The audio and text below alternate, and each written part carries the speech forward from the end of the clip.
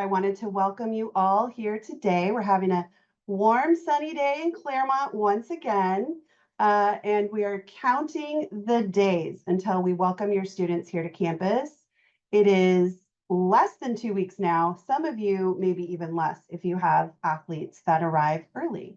My name is Jeannie Scalmanini. I am the Director of Alumni and Parent Engagement here at CMC. And we are very excited today to welcome you to what is the second installment of our 4 virtual opportunities that make up the virtual part of parent and family orientation. Of course, we're going to be welcoming you to campus on the 18th of August, which is move-in day for our domestic families. And I also wanted to take a moment to congratulate all of you for being a CMS athletic parent. I know that this has been a long road and your students have achieved a great accomplishment. So congratulations to you all.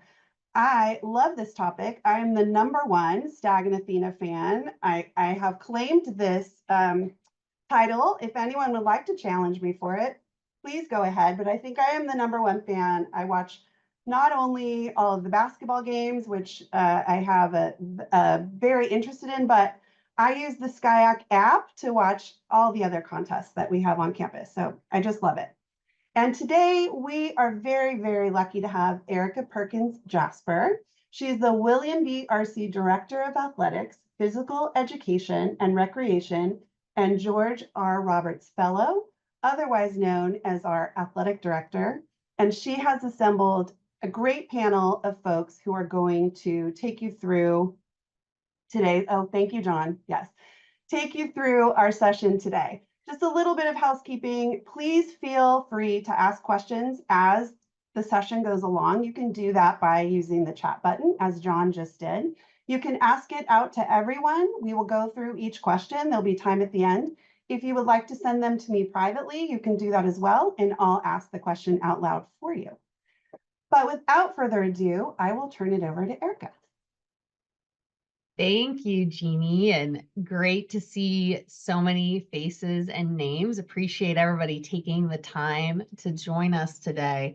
I am a big Jeannie Scalmanini fan, so I should probably share that before we transition to our presentation today. I think 2 years ago in spring 23 for Family Weekend, we put together a presentation for student athlete families and parents. And it was a very small room. I was probably one of 12 people in there. To next year, I think having a packed house, and then this year being able to do something before all of our sports come back and before your students get started. It's kind of a dream come true for all of us, and hopefully will be really helpful for all of you and your student athlete. We're going to test my IT skills, and I'm going to try to share my screen and make sure that you all can see it, and then I will introduce our all-star panelists. So let's test this out. We are screen sharing. And can somebody give me the high sign that you can see? Yes, that's working. Thank you, John.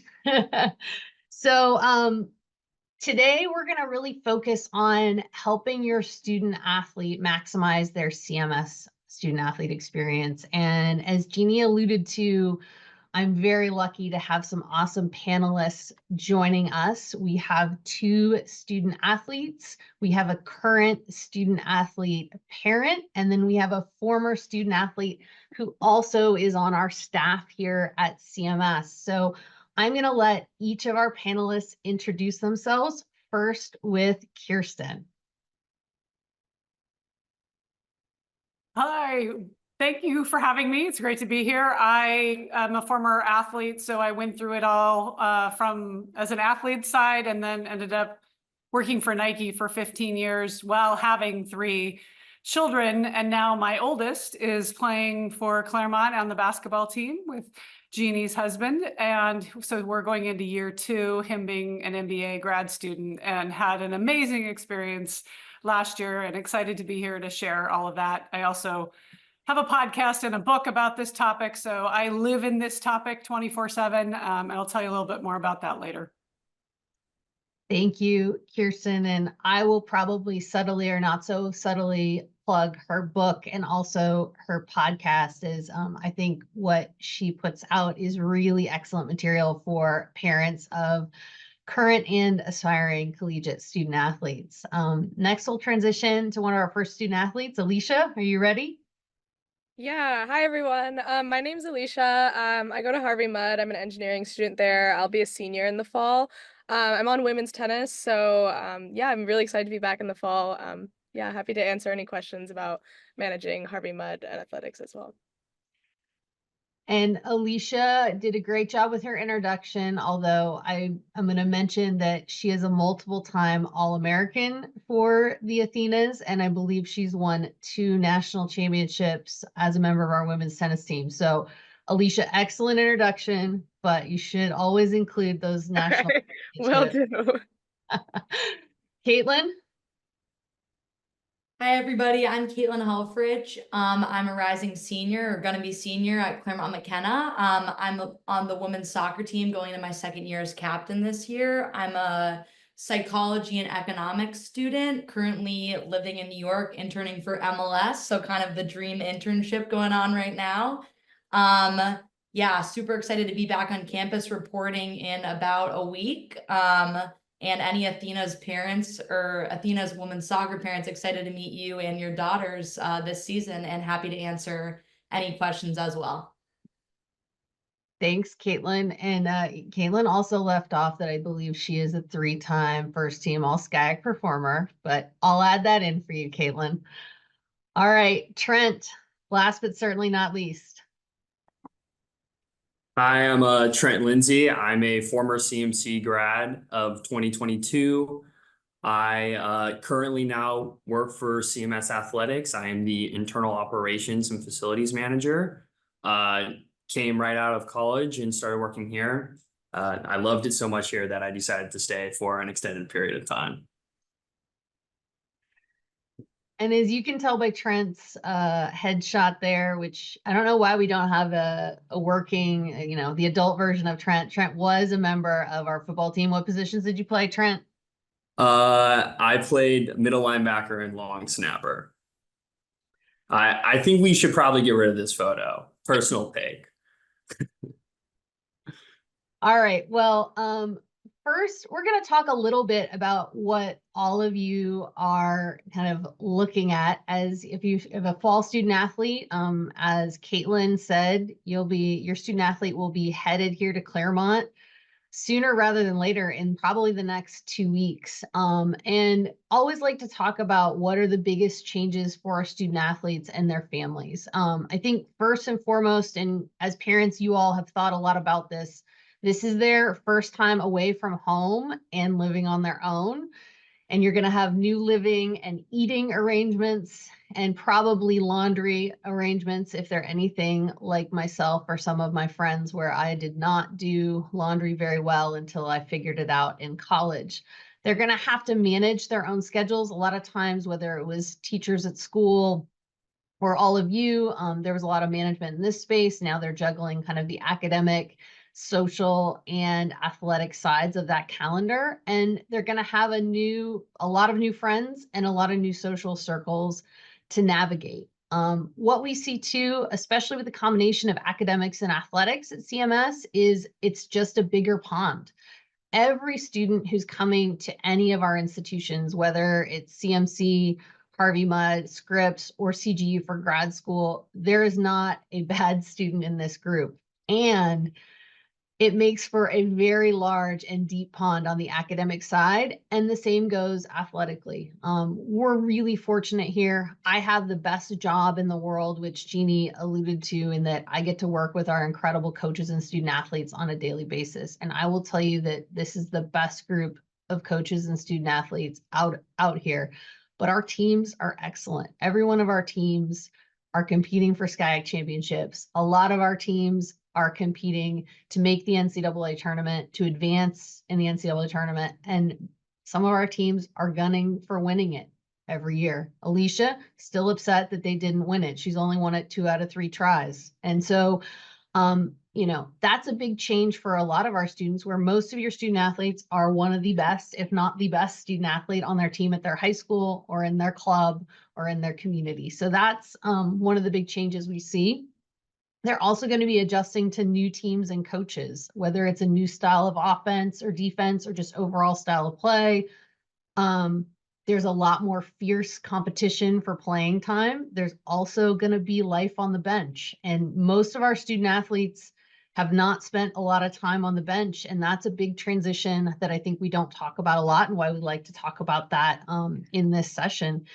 And for all of you, direct parental involvement declines in all of the above, which can be a little bit shocking. So I'm going to kick it to our first panelist, Kirsten, to maybe talk about that last bullet and how it intersects with all of that before I talk to our students and former students, if you don't mind, Kirsten. The parental involvement. Yeah. Lines. Okay. Yeah. So my book is called Raising Empowered Athletes. And I believe, like, when you get pregnant, 23 years ago for me, 24 years ago for me, everyone hands you what to expect when you're expecting, and you're just sure you're going to be the best parent ever. And you've got the Bible and you know exactly what you're supposed to do. And then you get to kick and chase, and there's somebody standing next to you on the sidelines going, you got a private coach, right? You're going to do club. Like I'm going major D1, we're going pro. And you start to feel the FOMO, and we start to get involved as parents, very, like, oh, I've got to help navigate all of this. I've got to take out all the roadblocks. And we've created a culture now in the United States is a $37 billion business, youth sports. And we're spending all of our time, again, having a lot of fun, hopefully, with our athletes, but also, unfortunately, and a lot of times we're injecting ourselves into a lot of situations that we need to allow them to have the experience. We grew up, we were joking before we started recording, you came home when the lights went out, you rode your bike to your friend's house, to now our kids are going from one club, class to the club practice to, we're just managing basically mini pro athletes. And what's really fun is when they start to get to college and they get this opportunity to separate themselves from us and allowing them to have this moment. And it's really, really hard. My oldest, who's now at Claremont, he went to Boston during COVID, got a concussion within 3 months of arriving there. I'm halfway across the country. We live in Los Angeles, and it's hard. It's hard as a parent to say, it's okay, you're going to get through this. But allowing them to have a few, oops, you missed it. You missed your alarm. You missed class, or a coach is going to be mad at you, or you're riding the bench because you showed up late. Those are going to happen. And as hard as it is as parents to, have them fail, sometimes those are the best opportunities. On the podcast that I mentioned with Susie Walton, who we talk a lot about allowing them to go through the dark nights of the soul when they're home with you, so that they get to experience some of those opportunities. And these are all high achieving, not only athletes, but also academic kids who are very driven and very motivated. So they're going to bounce back, and the coaches know it, and the teachers know it. And allowing them to go through some of those, again, opportunities for learning and growth, and sitting back. Parents, we're not going to be calling the coaches. We're not going to be asking for playing time. We're not really going to be even interacting with them. Highly recommend you, encourage your kid anytime they have an issue, i.e. playing time, or not just even navigating, the school and what's going on, is to start having them advocate for themselves. I really believe some of the biggest life lessons that they're going to get from this whole experience, even at the college level, are not going to be in the pool or on the court or on the field, but they're going to be grit, resilience, gratitude, learning how to win, learning how to lose, which are going to make them perfect candidates for internships at the MLS or Nike or, the Tennis Association, or wherever it is they want to go. Susie Walton's sons ended up playing, one played at Princeton, one played at Arizona. When he got the job offer 2008, the market went off the cliff. He said, I'm probably going to get fired. And he said, heck no, we're not going to fire you. Like you're an athlete. You know how to multitask. You know how to overcome obstacles. And that's truly the gift that I think these kids are given, that they're less than 5% that are going to get to play at any level. And this is such a high level school and had such high level sports. It's going to be so much fun. Thanks, Kirsten. Caitlin, I saw some head nods and you referenced it. It's been 3 years since you were hitting all these firsts, but what kind of resonates with you now that you're an experienced senior captain returning? Yeah, I mean, a lot of that I think rings true for me. Little context on my background. So I'm from the East Coast. I'm from right outside of Washington, D.C. I'm the oldest I have 3 younger siblings. So I was kind of the first to leave the nest, really tight-knit family. Both my parents were student athletes, and my younger siblings are all playing in college or on the pathway to playing college soccer. So I kind of grew up in this very hyper competitive environment where, I mean, my parents know a lot about soccer and a lot about the youth sports landscape. So it was the first time ever coming to CMC and playing for CMS Athletics, where I was kind of on my own and had to begin advocating for myself. And I think that in being in an environment where it's not just where I have to kind of push myself and be independent for the first time, and moving across the country and being without my siblings and not kind of having that security blanket was honestly the best thing for me. And I feel like I've learned so much about myself, not only as a player and being at this high level institution where we have great facilities, great coaches, great culture, but also I've grown, I feel like, as a person and as a student at the same time. I mean, I've gotten into so many things on campus that I don't think I would have ever imagined doing coming. And I think a lot of it is learning how to be independent and pushing yourself. It's really it was an adjustment for me for sure, coming and being alone, knowing no one kind of in the California vicinity, and adjusting to kind of going from being a star on my high school team, which is probably what a lot of your sons and daughters are, like Erica said, are experiencing, and kind of having to push yourself. And there's going to be ups and downs, but I feel like I've learned a lot about what it means to be resilient, to have grit, and that's kind of pushed me to be a better student, better person. I never would have thought freshman year I went abroad, which was super fun. I've had so many experiences that I feel like, because of being independent and pushing myself and pushing my boundaries, I would have never had before. And it's really true. I mean, this is kind of forward thinking. Your sons and daughters are just going to their freshman year, but employers do love student athletes. Like, that is just a given fact. Like, they truly know that they know how to manage their schedules, know how to manage their time. They have leadership abilities. They know they're not procrastinators. So I think that's like a skill that I've taken with me, and it's helped me as I've developed professionally as well. So I think it's definitely a challenge, and it's going to be weird for you as parents. I mean, I'm super close to my parents and still am, even though they have to watch my games at 10 p.m. on a Wednesday night, and they do it. But it's really nice for me, it was nice to have a little bit of breathing room, honestly, especially coming from that hyper competitive environment. And rather than me sitting in the car with my dad after a game and kind of having him tell me what I did and what was going on, being able to have a more mature conversation, and kind of in that kind of way rediscovered my love of soccer, not related to kind of my family, and it became more of an intrinsic passion for me, something that I like doing because of the school I was at, because the pride I have for CMS now, because of my teammates, and because I love the game, not just an extension of my family. So that might take an adjustment.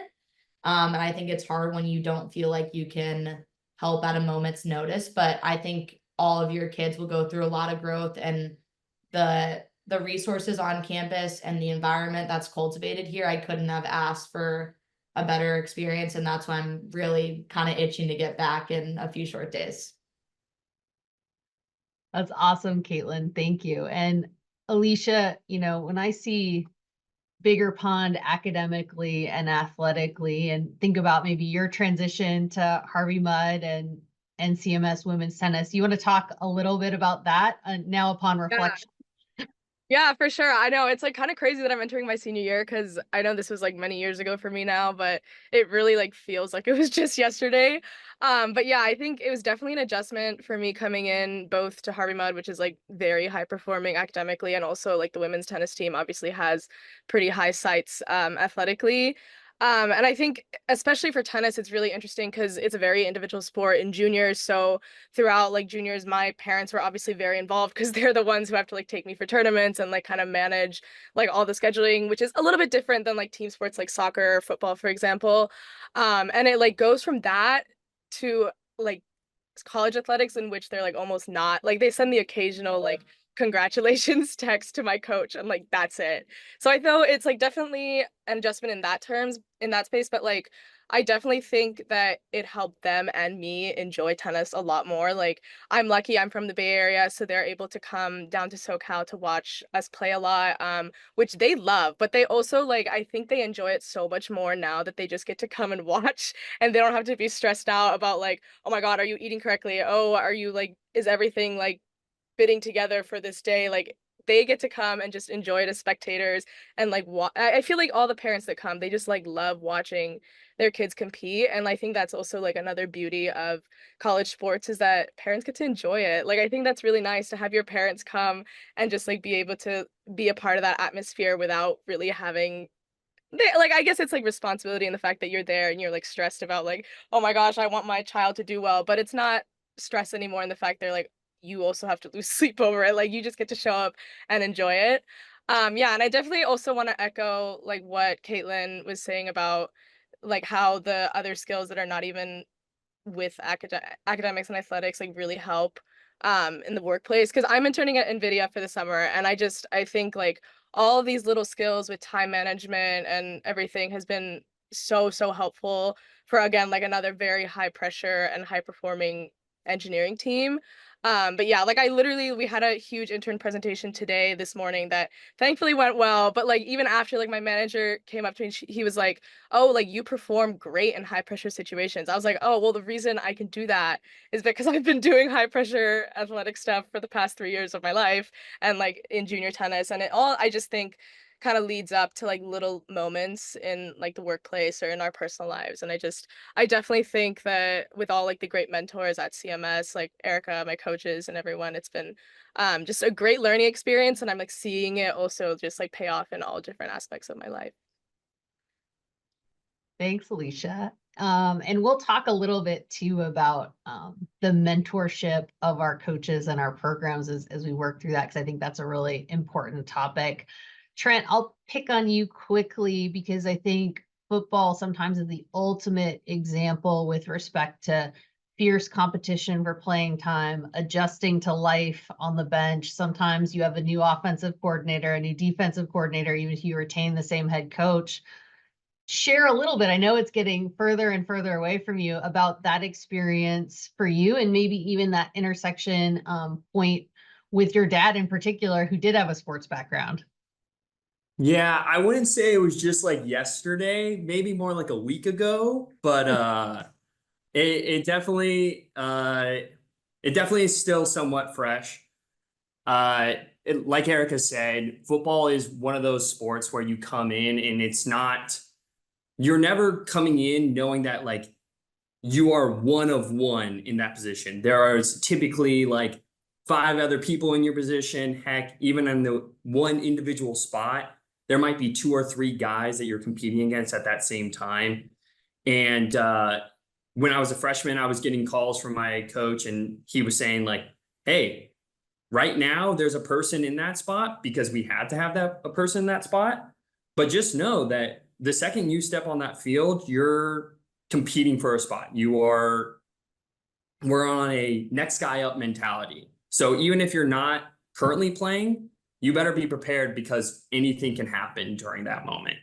And then in terms of transitioning between coaches and all that, football has so many different coaches that you have to go through. You have your position coach, then your coordinator, and then your head coach.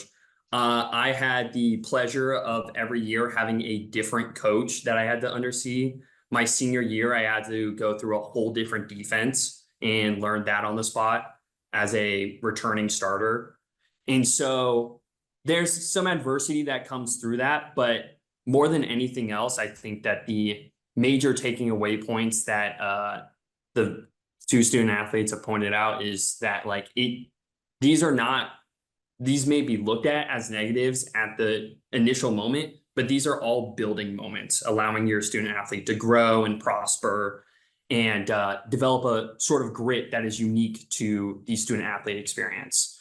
And then just touching a little bit more about life on the bench, I think there's also equal value in the fact that like there is a rise up. It's not immediate. It's not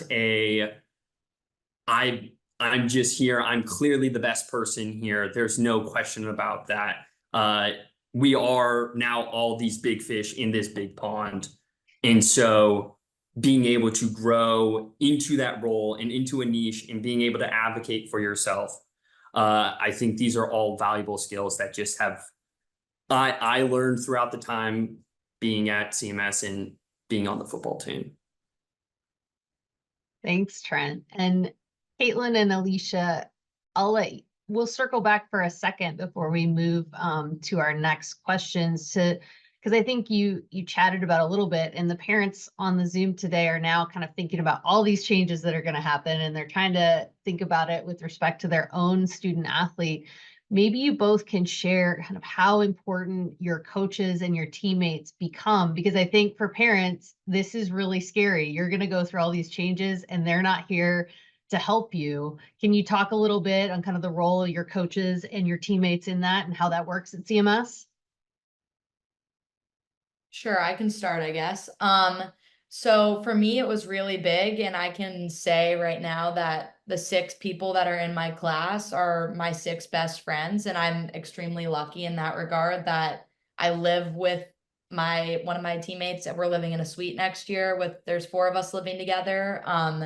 There are people that I love to hang out with on and off the field, and one of them, lucky for you, basketball fans, lacrosse parents, and men's soccer parents. You might even hear me and my friend on the mic announcing games if you get lucky or unlucky. Maybe it depends on how you define it. But I'll say that the relationships I've been able to build with my teammates has been huge for me. I mean, they're my biggest support system. They're my biggest cheerleaders. And it's been super fun for me, like as I've gone up in, I guess, class, to form relationships with the underclassmen too. Some of my best friends that I've made in the past year have been the freshmen that came into my team last year. And going abroad too, I think I stayed in contact with all of my teammates. So I think the teammate piece is big. Instead of coming into a school and you're kind of lost and you don't have any friends, you're automatically going into a team of 30 new people that will automatically become your best friends and you have different classes too, who have kind of wisdom and knowledge to put on as well. In regard to coaches, my 2 coaches, I absolutely love them. That they're 2 of the funniest people I know. And they honestly are mentors to me in the way that they interact with us. And they manage really well, I believe, cultivating a very fun environment that's very positive, but also pushing us to be competitive. I know probably for some of you, as it was for me, kind of the decision to go to a high level Division III school versus a low level D1. And that's kind of always a question of if I'm going to get the same competitive experience at this college. And I think that what I can say is I'm having better practice sessions or getting more attention towards me, whether that be through video or analysis or how much time they're putting into my individual development. I mean, personally for soccer, our assistant coach, 45 minutes before each practice, will set up individualized drills for us if we ask for it. And like that personal experience, I believe sometimes eclipses the Division I level. And I believe that the competition and the standard they're raising us to is at that level. I mean, even I think across all sports, we're an extremely high performing schools and athletic departments. So I think it's just very important. And I feel like, especially as a captain, that I'm able to have open conversations with my coach. It's kind of the open door policy. And I think the whole team understands that like they're available for questions. And I think that as a freshman is really intimidating, but I urge you to tell your kids that they can go to their coach and ask them what I can do better maybe during preseason. If they're noticing they're not getting the time that they want, like how can I get on the field? Because that's questions that the coaches want to hear. Like every year we talk about this in captain sessions, how can we get people to open up communication? And that's really hard because you're an 18-year-old coming into an unfamiliar situation, but taking the step and advocating for yourself, like we've always said, and these coaches are not scary people. I know that they want the best for the team, but I think just viewing them as a mentor, as a friend, as someone who wants to improve your individual development. I mean, that's speaking for me on the women's soccer side. I see that in my coaches, David and Mikey, and I absolutely love them and how they run the program. But truly, like my teammates and my coaches have been imperative to me becoming a better athlete, becoming a better person. And I think I couldn't have asked for a better kind of setup in this regard as well. And Alicia, you have a very different team and coaches and style, but maybe share your thoughts because they're going to be very similar, but also different. Yeah, I mean, tennis is, again, like a little bit of a smaller team, which I have really enjoyed because I think I definitely get the opportunity to get to know everybody on the team. Everyone's like at different schools and also different years, and it's been a really great opportunity to meet people that are older than me and younger than me and sort of hear different experiences across different majors, across different schools. And I definitely think that's been like such a fun experience. And I agree, like our coaches are just like I think it's been great to be able to cultivate this relationship with them because Coach Dave definitely runs a very unique program. Like I have friends who are playing D1 tennis right now, and they love hearing stories about the way that Dave runs the program. He's very much like, he loves to have a good time at practice, but he also like definitely makes sure that we're staying on track. I think it's definitely like, he's very big on communicating with him. I know he's very like accommodating with different academic schedules. And he really understands that he's trying to cultivate people as a whole and not just like a very good athlete, which he does cultivate because he definitely holds us to very high standards. But yeah, he's definitely more interested in forming us as people, both on the athletic, academic, and personal side, which I definitely really appreciate. And I go to him if there's anything that's going on. Caitlin too, who's our assistant coach, she's amazing. I think it's been really nice to have someone who's a little bit closer to our age and has experienced all these things at a D1 level, and just again like really understands what it means to like be balancing college athletics. I also want to like give a huge shout out to the like athletic trainers as well. Like Charles, we work with him so closely, and that's like another outlet for your student athletes to go to. Like the people who are making workouts like off court or off field and things like that, they're super helpful and always willing to work with students if they're like struggling with something. Yeah, the athletic trainers are also like very, very, very helpful. Like I go to them if there's anything going on, and I think just knowing that you have someone who's worried, who's like taking care of you and like cares about like what's going on, not just physically but also like emotionally off that's not like directly related to your sport, but also like another way that you can kind of outlet anything that's going on. So definitely like huge plug to the CMS community in general. But yeah. I'm glad you got a little support staff shout out in there, Alicia. Thanks for that. And I think for the parents on there, I'm glad that came up organically because one, we have excellent coaches, but they're all really different. But even from what Caitlin and Alicia are sharing, they really do care about our teams and all our student athletes. And while you won't be there for every moment, they are, and they're there to help. And much like all of you have hopefully done as parents, pushed our students at times where they need to be pushed, giving them a hug or put an arm around the shoulder when they need that too. Kirsten, you've sent CJ off to college twice, but hearing Caitlin and Alicia kind of talk about their CMS experience and maybe reflecting on CJ's two experiences, any kind of final thoughts for the parents as we're talking about this big transition? Yeah, spoiler alert, I had Erica on my podcast. You'll have to check it out. It hasn't dropped yet, but we talked about this too, which was we were both Division I athletes in our day, which to my feeling now is D1 or D3 has become what D1 was in our day. So CJ went off to Boston, played D1, where you have almost no contact with the coach unless you're on the court. Very limited. They have all the assistants are dealing with all of the, you know, day-to-day stuff for the athletes. Where back in my day, that's all the relationship was primarily with the head coach. And that was the bond, to the point that my head coach was in my wedding, you know, and she's still in my life today. And that's where I am just so grateful, because CJ had the D1 experience today, which was very removed, and, you know, got through in 3 years. And now at Claremont, his calls Coach Scal just to talk to him. He's like, I just want to hear his voice. I just miss him. I can't wait to get back and be in the gym with him.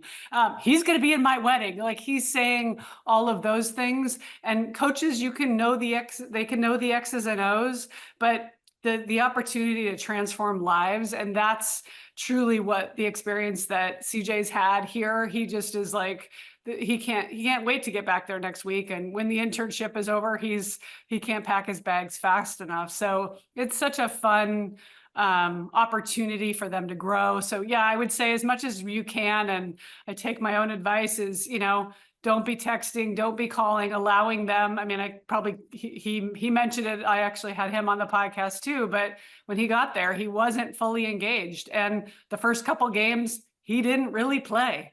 And it wasn't until he fully locked in and said, I've got to do the work, that he was rewarded, and it paid off. And the team, you know, ended up having an amazing season, and he grew a ton as a human. And that's what this whole journey is about. So it's a super fun one.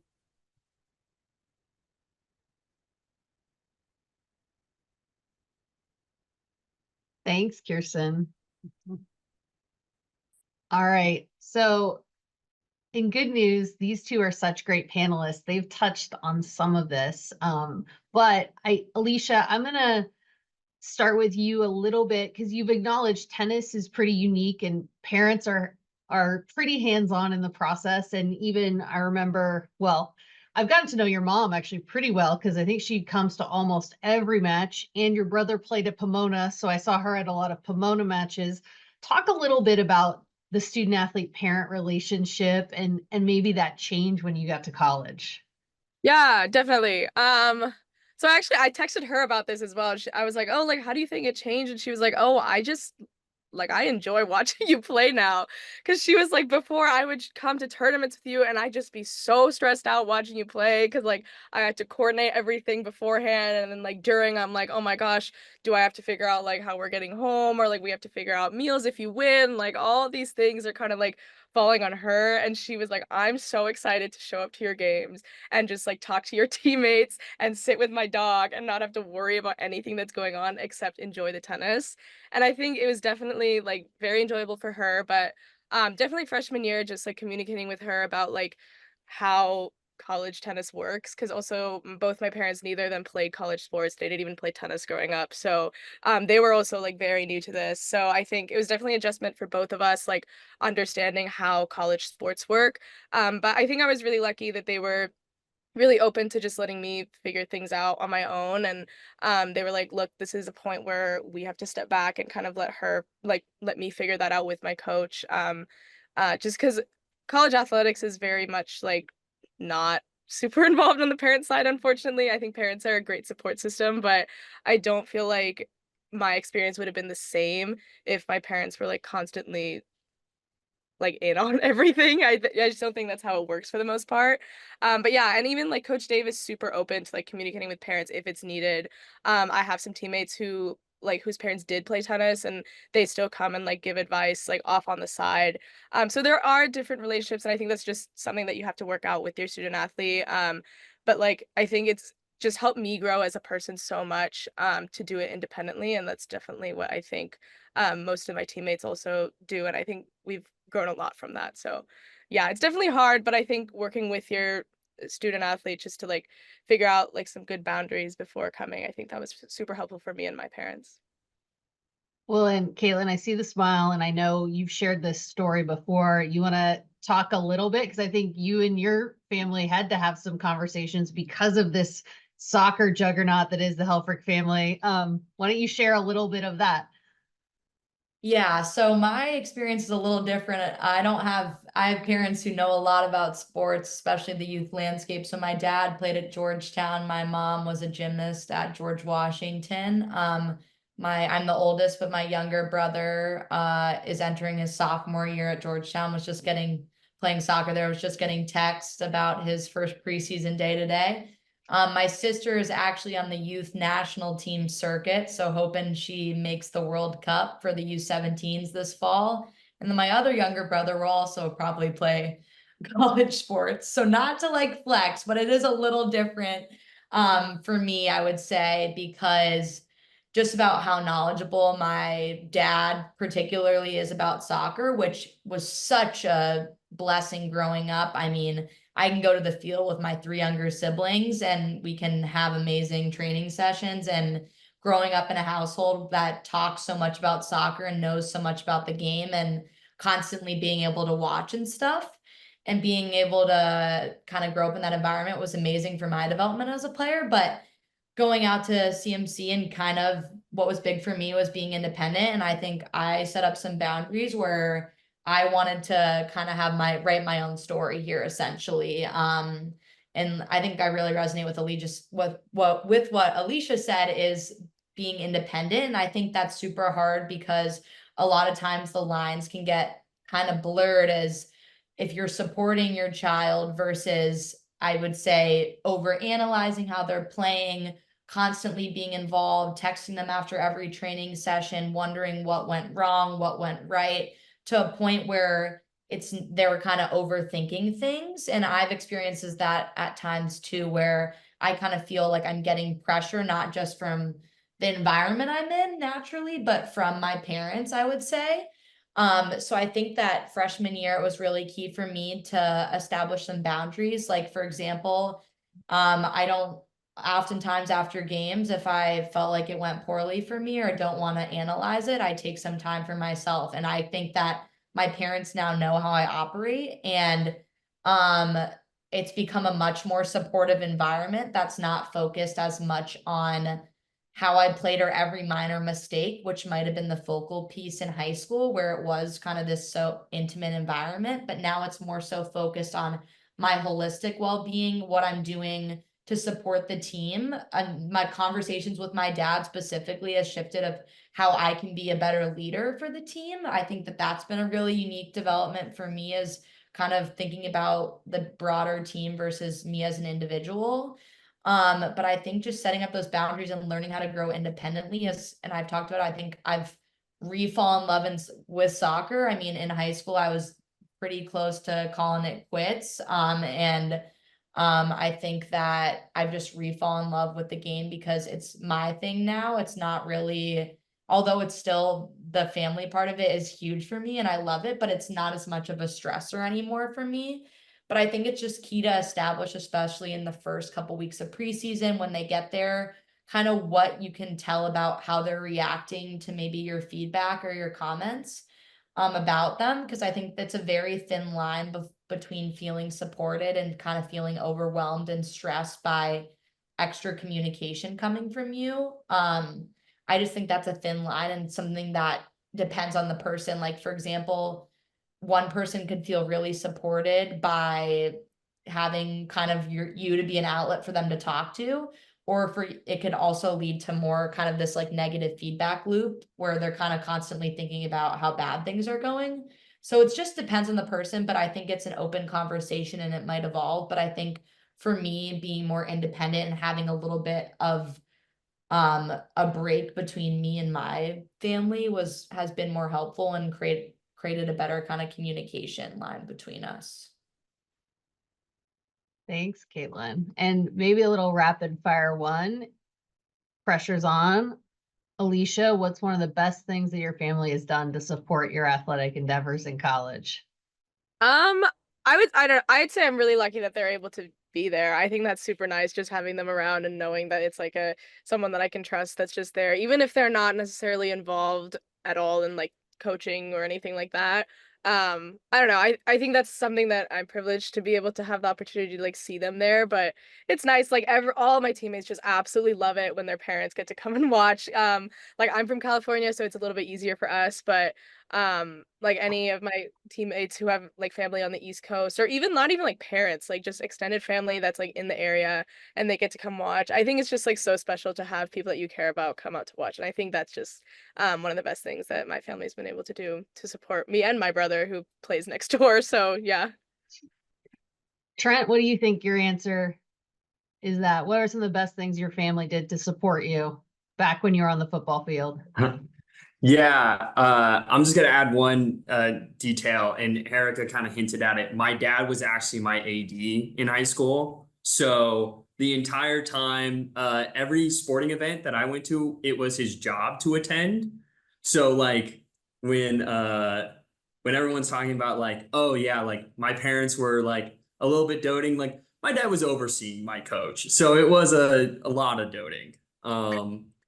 But one of the best things that he did and that the rest of my family did was actually really just take a step back and encouraged me to be the main focal point of everything. And leaving the sport, my dad said that the greatest accomplishment that I ever had was actually finishing out my 4 years. It was choosing to be the person and making a decision the entire time. So it was just me being me. I love it. Caitlin? I would say also it's really special. I get like once or twice a year when my dad or mom can come watch me play, especially they're so far away that it's really special. And with my brother and sister, they're my two younger ones are coming to games this year. And that is honestly super special. Whenever I get text specifically from my siblings after games, that's very heartwarming. Just even a good job text kind of goes a long way when you know that there is, especially for the East Coast parents, they're staying up late and putting the time in. So that's really rewarding to get back. And I always just love hearing that they're watching and supporting me. And Kirsten, what do you think? How would CJ answer this question? That's like the tough question of the day. Well, he, as I mentioned, he went to prep school for a year back east in Vermont, and then he was at BU literally when COVID was in full swing. So he didn't get to leave his dorm room for the first 4 months, and then the season started. And so I got out to Boston once in 3 years of him being there. And so he's ecstatic that we live an hour away and went to over 80% of the regular games and then all of the playoff games. And so, yeah, it's the same. He's just happy to be able to have us there in the stands, not only watching the live stream.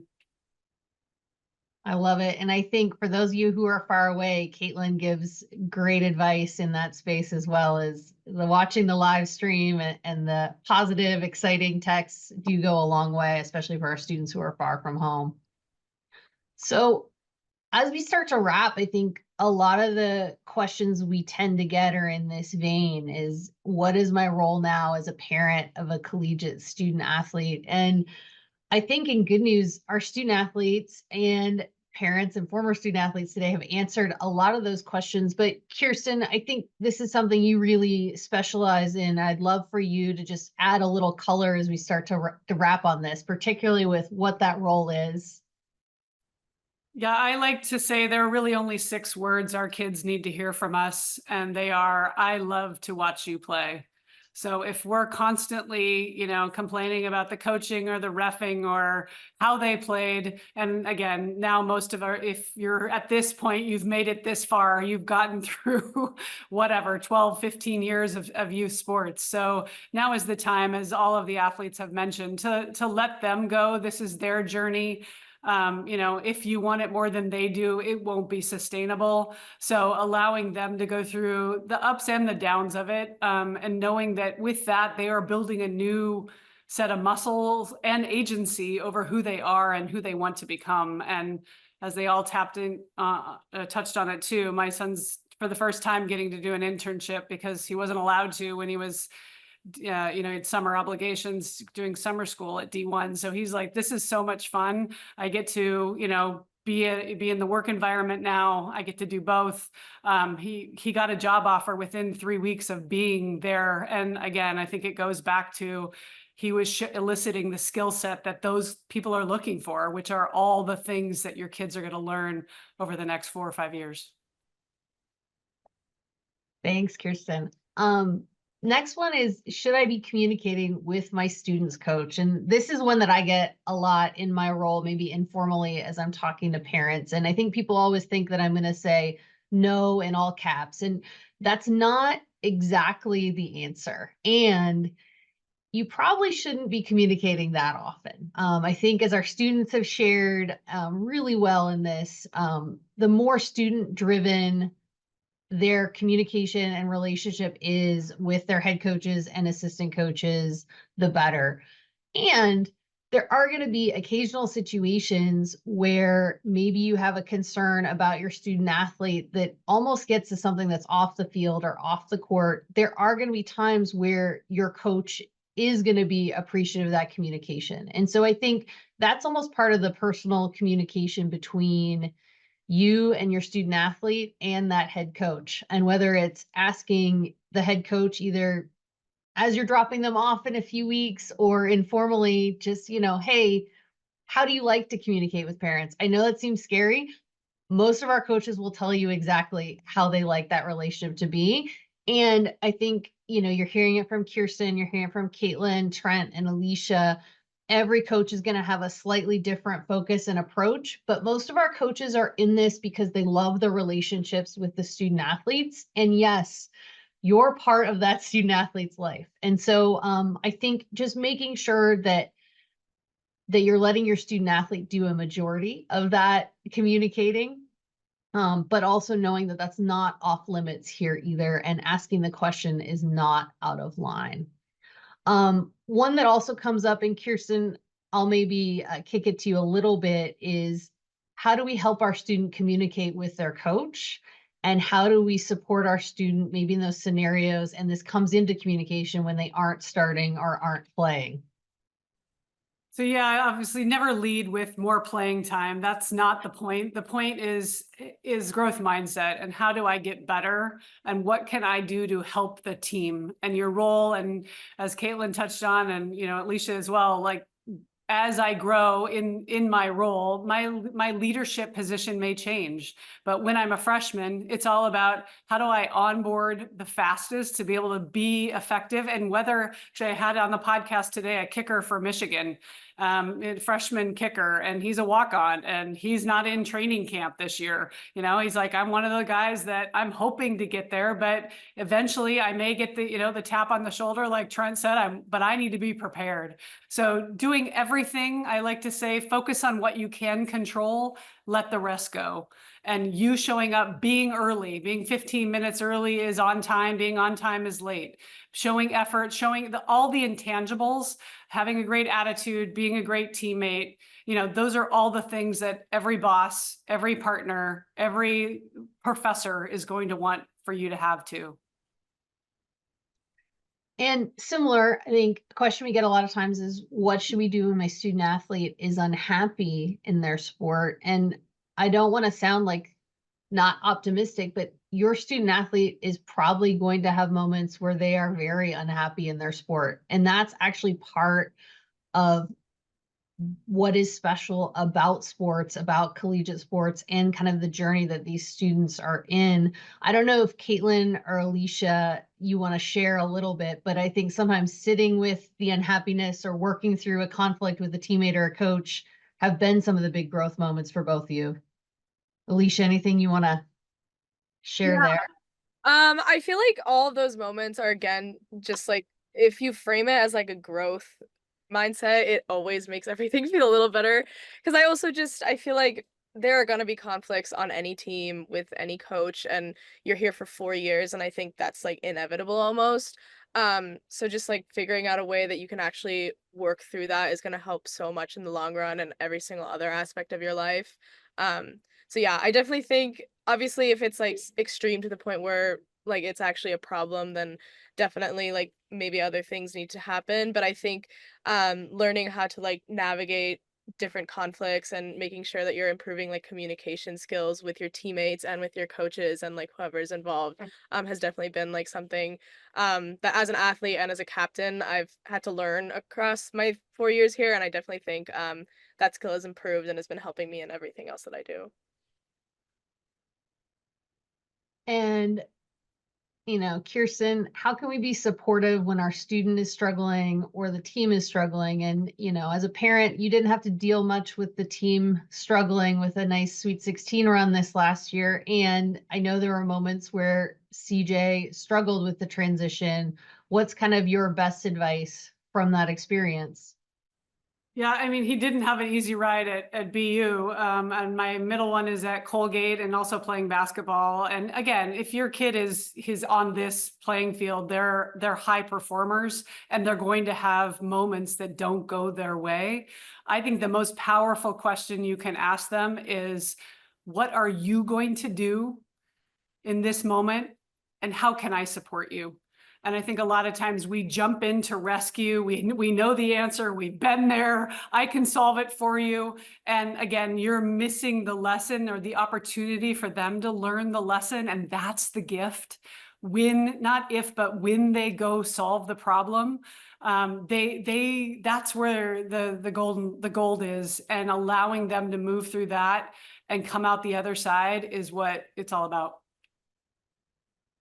And our last question, how do I support our students team without feeling over involved? And in good news, I feel like from particularly how Alicia answered the questions, you all will really enjoy being your student athlete and their team's biggest fan. And so whether it's checking in on the stream, sending the motivational text, making it out for a game, especially if you live far away, it might be once a year or once during their career, but putting that time in to be that great fan will really help a ton. I don't know, Caitlin, if there's anything you want to add in that space. Your parents are stellar sports parents, but Yeah, I think just being there for in whatever way your child kind of directs you, I think that it's definitely a different experience. And I would say I think my parents have liked being removed kind of from the youth soccer landscape. I mean, I don't know about anyone here, but at least in McLean, Virginia, it can get a little hectic and there's a lot of, I don't know, parents can get violent or not violent, but they can get catty with each other.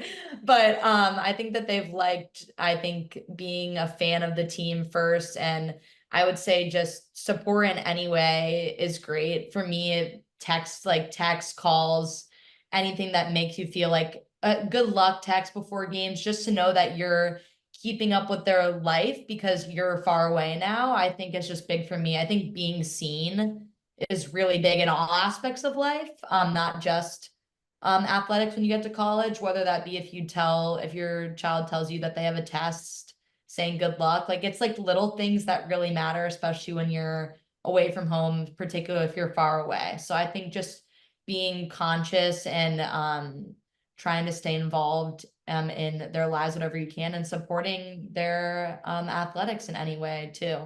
I think everyone will be great because CMS rocks. So yeah.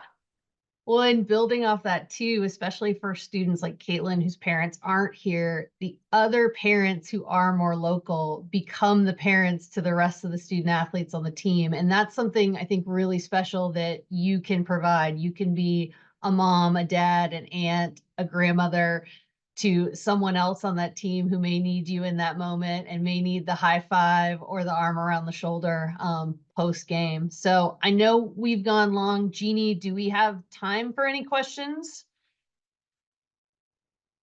Well, definitely being respectful of anyone's time. If you need to drop off, certainly feel free to do that. I wanted to just thank you for all being here. I'll turn it over to Erica if there are any questions, but I also did want to give a plug for our next Zoom, which will be with the Saul Center of Student Opportunity. That's this Thursday, 8:30 a.m. Pacific time. But yeah, if anyone wanted to, let's see, I'm just reading the chat here. Sorry about that.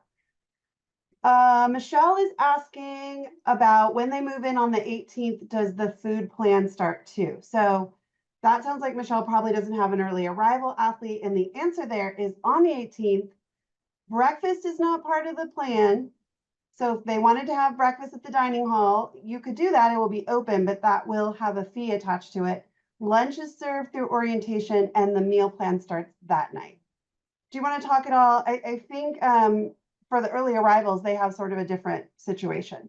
Yeah, and generically, each team will plan their preseason and meals differently, but every team will have meals taken care of until their institutional meal plan kicks in. So it may be catering from somewhere outside of Claremont. There's teams that actually eat in the dining halls, but each of our coaches kind of plan that out. And your students should know about that, and kind of consistent with the theme, encourage your student athletes, if they don't know, to ask their older teammates and captains. And it's okay to ask your head coach that. They will be fine. The more questions a first year asks as they're coming in, there's no bad questions, there's no dumb questions. So keep encouraging them to do that.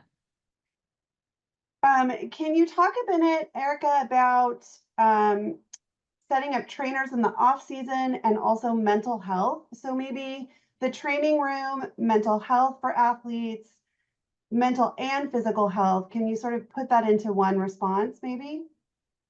Yeah. So obviously with 500 plus student athletes and 5 athletic trainers in the Division III world, we're really fortunate, and we're definitely a have. And our trainers are exceptionally busy, as Alicia alluded to. They're fantastic and they really go above and beyond. And they've really taken to, I think they view our student athletes as the whole person, right? And physical and mental and emotional health are all interconnected. And so I might let our students talk a little bit about the culture around mental health, but from a kind of nuts and bolts approach from the department, I think the training room is a great resource, and our trainers have really positioned themselves as someone who can connect students with the appropriate resources on our campuses and also off campus if that's necessary.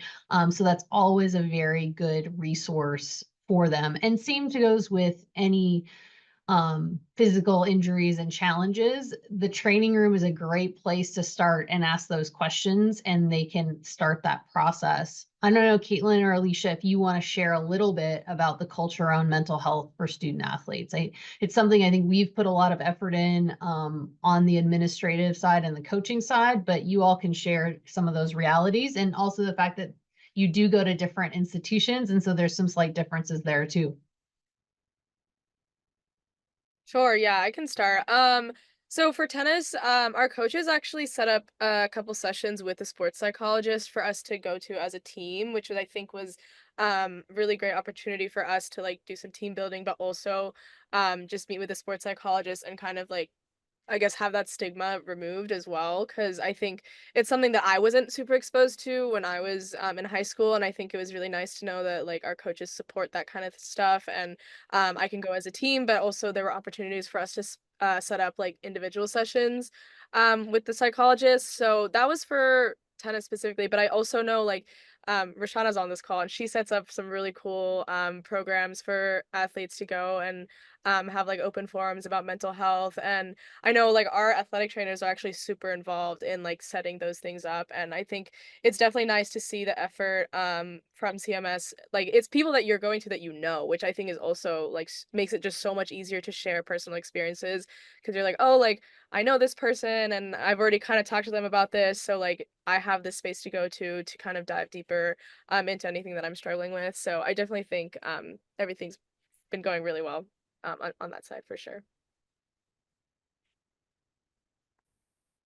And I think one of the things that is really great about, I think, athletics and health and wellness, right, is all these things are interconnected. And we know a lot more today about what great coaching is, what great positive coaching is, the impact that can have on our students. And I sleep well at night, and I think you all should as well as parents. And, Kirsten alluded to it a little bit, even with the experience that her son has had here, is our coaches care fiercely about our student athletes. And so in addition to all the resources specific to your campus, whether it's through the Dean of Students office or faculty members, you have a head coach and possibly a number of assistant coaches who have eyes on your student athletes nearly every day. And they have teammates who also have eyes on them as well. And so I think the awareness and that piece and trying to make sure that we're taking care of our folks when people are struggling, I do think that's an advantage that we have in athletics and then particularly in the community here at CMS.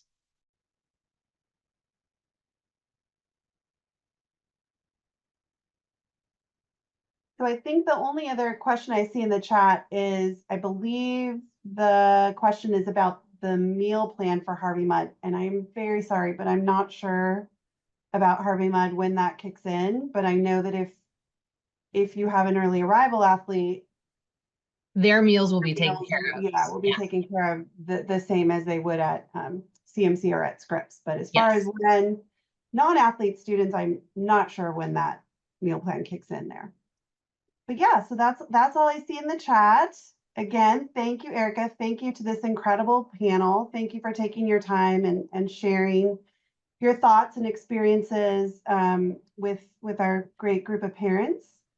We will see you all again, hopefully on the 18th for the best day ever, move-in day here at CMC. Thank you so much. Go Stags and Athenas. Bye, Thanks, everyone. Look forward to seeing you.